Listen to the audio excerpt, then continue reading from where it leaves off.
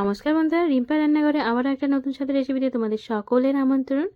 আজকে আমি একটু অন্য রকমভাবে পুরো ভিডিওটা নিয়ে এসেছি। চলো এটা কিভাবে কি করি তোমাদের সাথে শেয়ার করি। আজকে সব কিছু রান্না তোমাদের সাথে শেয়ার করব। দেখো, প্রথমে নিয়ে চলে এসেছি মাশরুম, আর দেখতেই পেলে আমি কি কি রান্না করেছি। মাশরুম আলু ভাজি, টকের ডাল, আমড়ার চাটনি, আলু ভাজা। তো পুরো প্রিপারেশনটা কীভাবে আর কতটা তাড়াতাড়ি করি আজ তোমাদের সাথে সেটাই শেয়ার করব। মানে আমার মনে হলো যে চলো আজকে তোমাদের সাথে পুরো রেসিপিটাই শেয়ার করা যাক। তো দেখো, ছটজলদি আমি এই যে মাশরুমগুলোকে কিন্তু কেটে নিচ্ছি। মাশরুমগুলো দেখে কিন্তু আমার বেশ লোভনীয় মনে হয়েছিল। মানে আমার কোনো প্ল্যানিং ছিল না এই মাশরুমটা বানাবার। তো আমি যে ছেলেটার কাছে সবজি কিনি, তো আমাকে বললো, দিদি মাশরুম ভালো এসেছে, তো তুমি মাশরুমটা নিয়ে নাও। তো আমি ভাবলাম যে চলো নিয়েই নিই। আর মাশরুমটার দামও দেখলাম খুব একটা বেশি না, 40 টাকা নিল। তাই আমি ভাবলাম চলো। মাশরুমগুলো আমার কাটা হয়ে গেছে, তোমরা তো দেখে নিলে। এরপর চলো আমি এবার আমটা কেটে নেব। আমটা কাটার জন্য আমি প্রথমেই দেখো, আমটা দেখে না আমার ভীষণ লোভ হয়েছিল।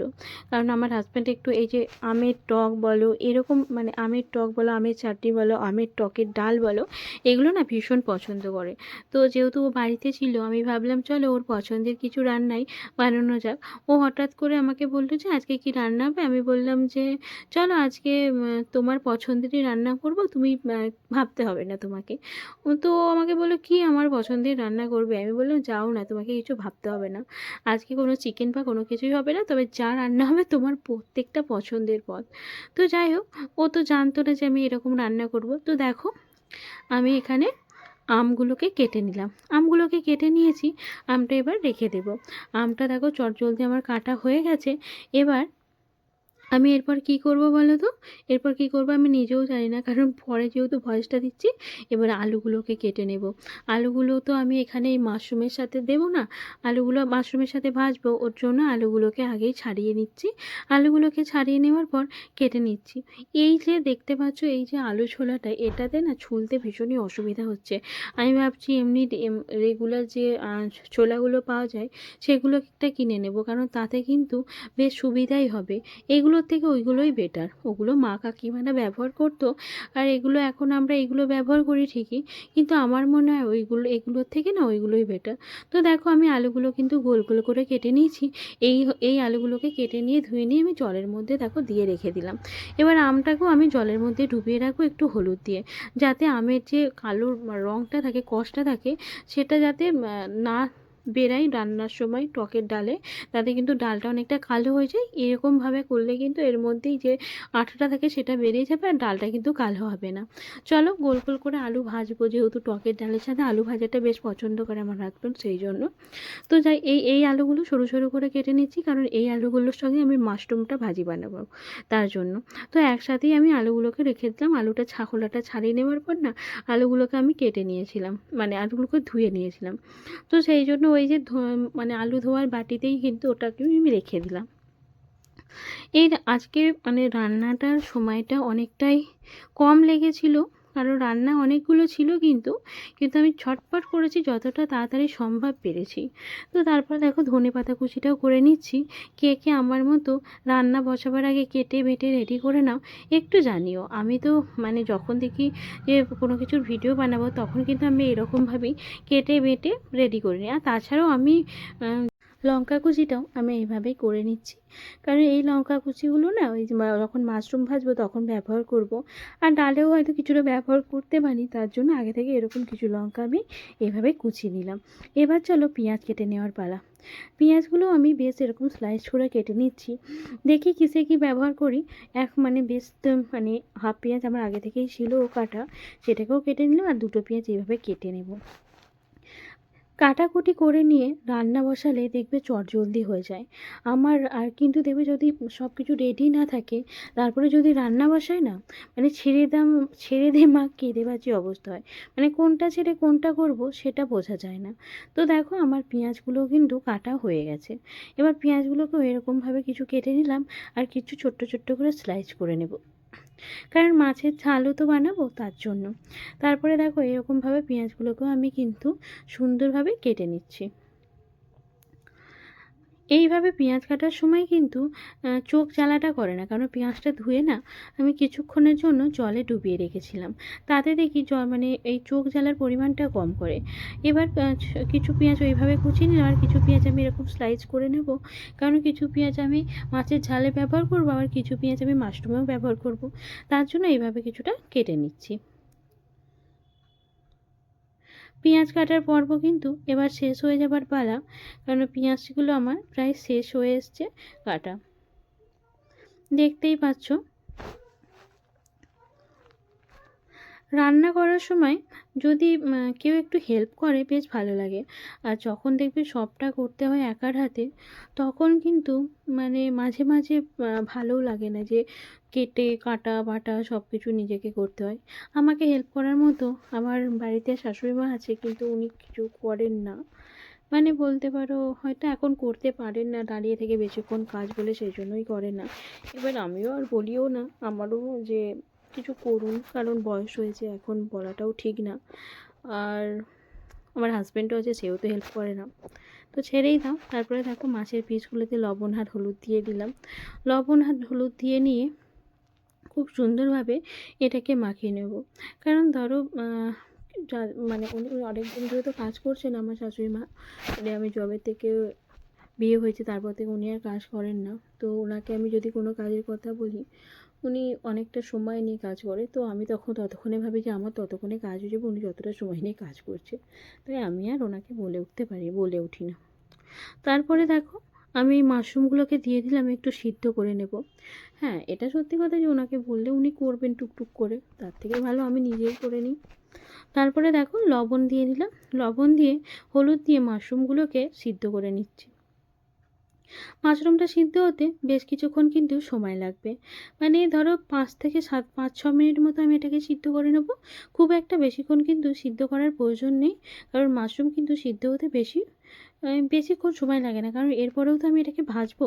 তাই প্রথমেই যদি 7 8 8 10 মিনিট ধরে এটাকে ভাপিয়ে নিই, তাহলে কিন্তু যখন আমি এটাকে ভাজতে যাব তখন কিন্তু এটা মানে ভাজার সময় গোটা গোটা থাকবে না, সে গলে যাবে, ক্ষেত্রে সেটা কিন্তু খেতে ভালো লাগবে না। সবথেকে ইম্পর্টেন্ট জিনিস, আমার হাজব্যান্ড বলছে আমাকে, তোমাদের বলছি তার আগে দেখো পাশে আমি ডালও বসিয়ে দিয়েছি, ডালটা সিদ্ধ হচ্ছে, ডালটা যতক্ষণ সিদ্ধ হচ্ছে একদিকে মানে যেহেতু তাড়াহুড়ো করে রান্না করছি, তাই একদিকে আমি ডাল সিদ্ধও বসিয়ে দিয়েছি, একদিকে আমি মাশরুমও বসিয়ে দিয়েছি, তাতে তাড়াতাড়ি হয়ে যায়। তো দেখো, হ্যাঁ, আমার হাজব্যান্ড খাওয়ার সময় বলছে, তুমি কি এটা খাসির চর্বি আলু দিয়ে ভেজেছো? আমি বললাম, খাসির চর্বি কেন ভাজবো? বলছে, না, খেয়ে তো মনে হচ্ছে যে এটা খাসির চর্বি। ও ভাবতেও পারেনি যে ওটা আমি মাশরুম আলু দিয়ে ভেজেছি। বেশ কিছুক্ষণ খাওয়ার পর বারবার জিজ্ঞাসা করার পর আমি যখন বললাম ভাবো কি, দিয়ে আমার ছেলে তখন বলছে এটা মাশরুম, কারণ ও দেখেছিল যে আমি মাশরুমটা কাটছি, তাই বলছে, মামা এটা মাশরুম তো? আমি বললাম, হ্যাঁ, এটা মাশরুম। তখন আমার হাজব্যান্ড বলছে, ও, এটা মাশরুম, আমি তো ভাবলাম খাসির চর্বি। বুঝতেই পারছো। তো তারপরে দেখো এই যে কড়ার মধ্যে বেশ খানিকটা সরিষার তেল দিয়ে দিলাম, সরিষার তেলটা দিয়ে নিয়ে এবার আলুগুলোকে দিয়ে দিলাম। আলুগুলোকে না প্রথমে একটু লাল লাল করে ভেজে নেব। আলুগুলোকে ভেজে নেব, আলুগুলোকে ভেজে নেবার পর একটু লবণ আর হলুদ দিয়ে আলুগুলোকে ভাজবো, কারণ যেহেতু মাশরুমটা আমার সিদ্ধ হয়ে গেছে, সেই জন্য আলুগুলোকে ভেজে আগে থেকেই তুলে রেখে দেবো। আলুটা ভাজতে তো বেশ কি একটু সময় লাগবে, তার জন্যই কিন্তু এইভাবে আমি ভেজে নিচ্ছি। দেখো আলুটা কিন্তু বেশ আমার ভাজা হয়ে গেছে, আমি গ্যাসের ফ্লেমটা হাই করেই ভেজে নিচ্ছি। ওইদিকে ডালটাও দেখো আমার প্রায় সিদ্ধ হয়ে এসেছে। এই বাটিতে তো আর টকের ডাল বানানো যাবে না, কারণ এই অ্যালুমিনিয়ামের বাটিতে টকের ডাল বানালে তাহলে যে কালো কালো দাগ হয়ে যায় বাটিগুলোতে, তাতে বেশ দেখতে ভালো লাগে না। আর সেই জন্য আমি এতে হলুদ আর লবণটাই শুধু দিয়ে নিচ্ছি, যাতে মানে হলুদ আর কালারটা হয়ে যায় আর লবণটাও হয়ে যায়, তাহলে পরে আমার ডালটা সাঁতলানোর সময় অতটা অসুবিধা হবে না। তারপরে দেখো এইবার আলুগুলো আমার ভাজা হয়ে গেছে, তুলে নিলাম। এবার এই তেলের মধ্যে বাকি রান্নাটা কিন্তু করে নেব। বাকি রান্না মানে বুঝতেই পারছো, মাশরুমটা এবার ভাজার পালা। তার জন্য কড়াতে আমি দিলাম শুকনো লঙ্কা আর কাঁচা লঙ্কা শুকনো লঙ্কা আর একটু কালো জিরে দেবো। কাঁচা লঙ্কা শুকনো লঙ্কাটা দিয়ে নেবার পর একটু ভেজে নেব। ভেজে নেওয়ার পর বেশ কিছুক্ষণ ওয়েট করব। তারপরে একটুখানি কালো জিরে তো দিয়েই দিলাম, কালো জিরেটা ভেবেছিলাম প্রথমে দেবো না, তারপরে ভাবলাম যে দিই, তাহলে কি টেস্টটা হয়তো ভালো আসবে, বেটার আসবে। তারপরে একটু রসুন কুচি দিলাম, রসুন কুচিটা দিয়ে নেওয়ার পর বেশ কিছুক্ষণ ভেজে নিলাম। এবার পেঁয়াজ কুচিগুলোও দিয়ে নেব। পেঁয়াজ কুচিটা দিয়ে নেওয়ার পর বেশিক্ষণ কিন্তু ভাজবো না। পেঁয়াজ যদি বেশি ভাজি তারপরে দেখবো যে মাশরুম ভাজতে ভাজতে কিন্তু পেঁয়াজ ভাজাটা বেশি হয়ে যাবে, আর তাতে কিন্তু খেতে ভালো লাগবে না, তেতো তেতো লাগবে। অনেক সময় কিন্তু আর একটা কাজ করতে পারো তোমরা এখানে, মাশরুমটাকে আগে ভেজে নিয়ে তারপরে কিন্তু পেঁয়াজ ওপর দিয়ে ছড়িয়ে দিতে পারো, বা পেঁয়াজ দিয়ে তারপরে ভেজে নেড়ে চেড়ে মিশিয়ে নিতে পারো, তাতে কিন্তু এর থেকেও বেটার টেস্ট আসবে, এটা আমি তোমাদের বলে দিলাম। তারপর দেখো মাশরুমটা তুলে তো দিয়ে দিলাম, দিয়ে নেওয়ার পর এটাকে এবার একটু ভেজে নেব। নেড়ে চেড়ে কিন্তু বেশ কিছুক্ষণ ভেজে নেব, একটু লাল লাল করেই ভাজবো, কারণ মাশরুমটা ভাজতে কিন্তু বেশ কিছুক্ষণ আমার সময় লেগেছিল। তো তাই একটু সময় নিয়ে একটু ধরে ভাজবে, তাতে কিন্তু মাশরুমের টেস্টটা বেশ ভালো আসে। যেহেতু এগুলো মানে কি বলবো, আর এই মাশরুমগুলো তো দোকানের মানে চাষের মাশরুম না, এগুলো তো আর সেই এমনি খড়ের মধ্যে হচ্ছে বর্ষাকালে এরকম ব্যাপার তো না। এগুলো যেহেতু এইরকম মাশরুম, তো এটা সময় মানে এর টেস্টটা আসতে কিন্তু একটু সময় লাগে, এগুলোকে খুব সুন্দরভাবেই ভাজতে হয়। তারপর দেখো বেশ কিছুক্ষণ আলুটাও মিশিয়ে দিলাম, আলুটা মিশিয়ে দেওয়ার পর আমি একটু কাঁচা পেঁয়াজও ওপর দিয়ে ছড়িয়ে দিলাম, যাতে টেস্টটা আরও বেটার আসে। বেশ কিছুক্ষণ তারপরে একটু সামান্য চিনি দিয়ে দিলাম। এই চিনিটা দেওয়ার কারণ একটু টেস্টটা যাতে মিষ্টি মিষ্টি আসে তার জন্য। তোমরা চাইলে এটা দিতে পারো, আবার কেউ যদি না চাও নাও দিতে পারো। মাশরুমটা কিন্তু আমার ভাজা হয়ে গেছে, এবার এটাকে নামিয়ে দেবো। নামিয়ে দিয়েছি, এবার এই কড়াটা ভালোভাবে ধুয়ে পরিষ্কার করে নিয়েছি। এবার কড়ার মধ্যে বেশ খানিকটা কিন্তু তেল দিয়ে দিলাম, বেশ খানিকটা তেল দিয়ে নিয়েছি।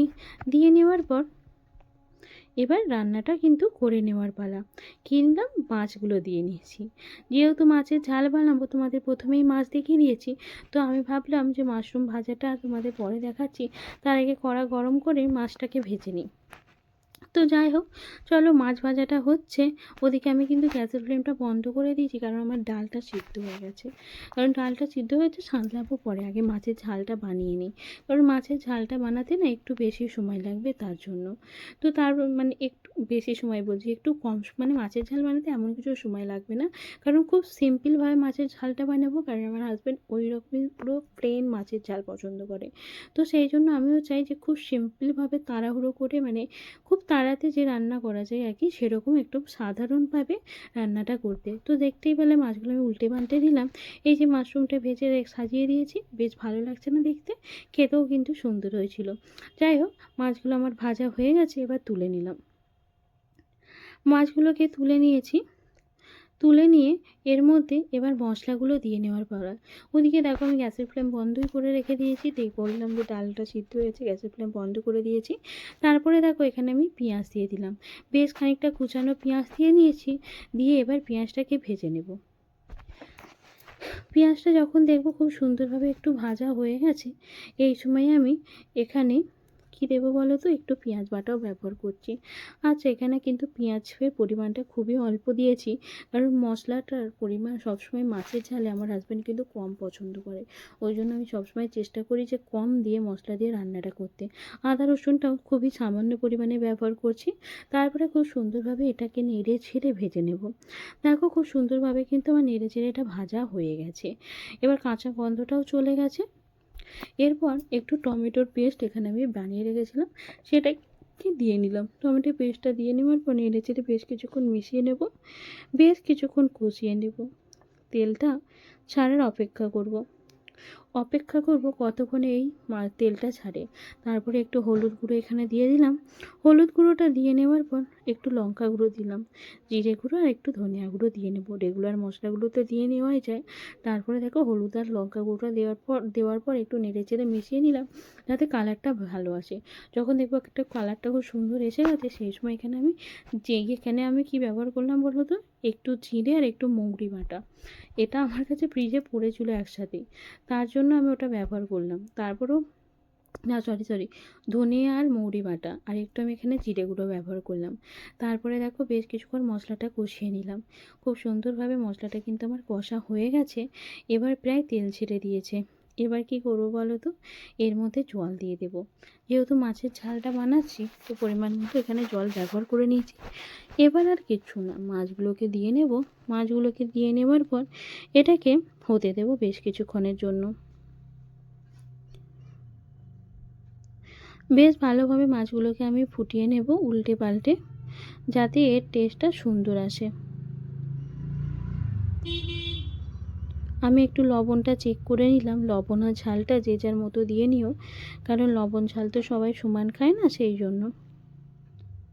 ব্যাস, মাছের ঝাল কিন্তু আমার প্রায় রেডি। দেখো কতটা সুন্দর কালার এসে গেছে। আজকে কিন্তু আর কাশ্মীরি লঙ্কার গুঁড়ো ব্যবহার করিনি কালারের জন্য। ব্যাস, তারপরে এবার এটাকে নামিয়ে নেব। ওপর দিয়ে চাইলে কেউ ধনেপাতা ছড়িয়ে দিতে পারো। আমি দিয়েছিলাম কি না দিয়েছিলাম সেটা এখন বুঝতে পারছি না। আমি ওপর দিয়ে একটু কাঁচা লঙ্কা, হ্যাঁ ধনেপাতাও দিয়েছি, সেটা দিয়ে নিলাম। তারপরে নেড়ে চেড়ে একটু মিশিয়ে নেব। মিশিয়ে নিয়ে এটাকে নামিয়ে নেব। শীতকাল যতদিন আছে ততদিন ধনেপাতার ব্যবহার করাই যায়। গরম পড়লে তো আর ব্যবহার করতে পারবো না, কারণ তখন ধনেপাতার অনেকটাই দাম হয়ে বেড়ে যাবে, আর তখন কিনতে গেলে গায়ে লাগবে। এবার টকের ডালটা না সাঁতলে নেওয়ার পালা। তো দেখো কড়াইয়ের মধ্যে তেল দিয়ে নিলাম, দিয়ে শুকনো লঙ্কা দিয়ে নিয়েছি।